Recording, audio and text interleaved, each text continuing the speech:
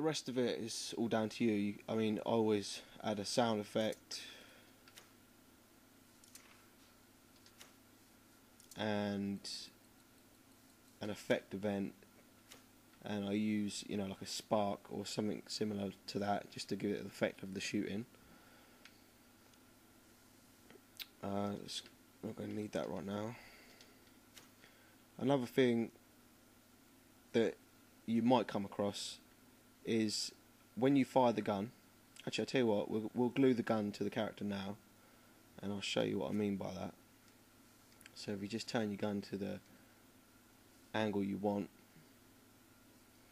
take it down to the game character, put it in place, and just use a physics joint, flip it to point hard, select target 1 is your gun, and target 2 is the camera here. Disable collision, and we'll flick the physics on the gun. Also, I don't think I've done it here yet, so turn the contact response off always. Anything attached to the game character, you want to have that off. So now if I test the track, forgot my own trick there, just to make it look better. I've just put a video out about this. If you want to go watch that, I'll annotate that. Okay, so you've got your gun, and if I show the editor icons, and if I look up into the air and fire, you'll see that the bullet travels and comes back. But if I shoot straight and it comes back and try and walk, I get stuck on the bullet. So that's an easy fix. Show you how it's done. You're going to want to go ahead and get yourself a variable data source, and then go into the properties of your bullet, down to advanced physics and your contact response, hit Y on that and attach it to this data source, and then this data source wants to be set to 2. Now essentially what this is doing is, this is always going to have no contact response because this is set to 2, and that's activating that as an option. But obviously when you fire the gun, you want it to have contact response, so you get yourself a set value event, attach it to this, glue another one up. Let's get these on the side here so they're not in the way. Another delay filter, same time as all the others, and attach it to one of these set value events. Sorry, the one you attach it to, you're going to want to have set to 2, so the same as the variable data source, and that one's going to be set to 0. And then attach the splitter to the 0 value event and then the delayed impulse, delay filter. So again, just like the other two, when you shoot, it's setting off the contact response and then delaying it and going back to how it was before. So now if I test it, you'll see that I'm going straight through the bullet.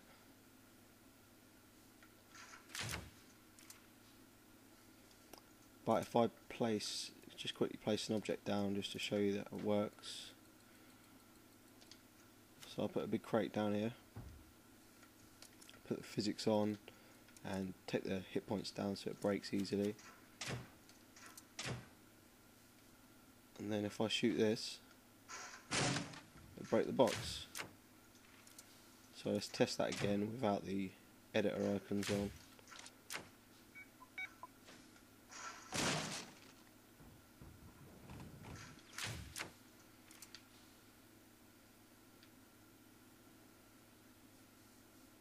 Right, and obviously the sound effect is whatever you want to choose, and the effect is the same. You can either use an explosion, a simple little explosion like that. They're too big for me really, I don't really like the way they look, so I use the continuous sparks, and I changed the colour a bit, you know, a bit more like sort of an orangey glow.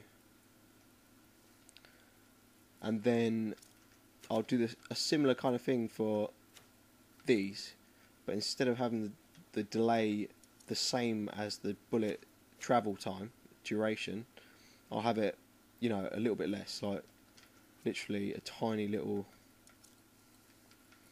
so like 183, like that. Hook it to that, and you're going to want this one to be the off and this one to be the on. Now, because I've got too many things attached to this splitter here, I may need to put another splitter onto it by attaching that splitter to this, because you can only have 8 selections per splitter, and then attach this to the delayed impulse and the on.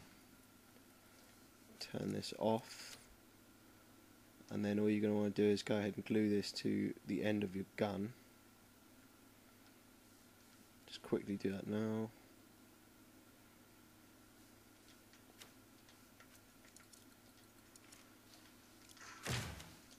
It might not be in the right place, but get the idea. Whenever it shoots, I've not turned off the forces, so it's going to go crazy like that. But yeah, you get the idea. Now, another thing that you can do with this, the similar method for making the bullet travel, you could also have enemies or, you know, targets, however you're going to do your game, to come towards you. So wherever your character moves, those enemies are going to come towards you. It's a very similar thing. So what you do is you grab the same setup you've got here, so all of this here. Let me just put down an object as a sort of enemy, doesn't matter what it is. I'll chuck this down here. But then, instead of the dummy objects, your start position will be the enemy, and then the end position will be your game character. So select that little round ball there, and then obviously for this object position event, leave it. You don't really need to do this, so I'll take off the rotation. If you want to get complicated, you can make it rotate when you rotate, but you know, it's still going to only travel in one direction towards your character. So then select your enemy, and for this, just to show, I'm going to turn all these on.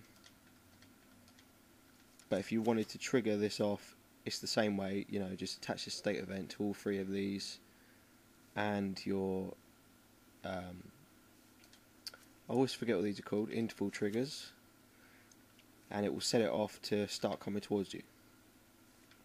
That's probably going to go, yeah, see, that goes really fast. So again, the same thing is with the bullets. The more duration you have, the slower it's going to go. It does seem to pick up speed. I'm not sure why it does that. I think it has something to do with the kind of thing you choose. But if you see this, wherever I move, this is going to come towards me. Doesn't matter where I go, it's going to follow me.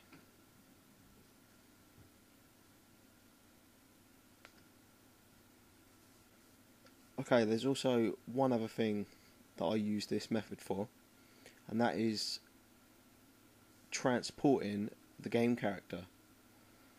So in a couple of my tracks, there's one out now, it's a stone maze. You'll see what I mean if you play it.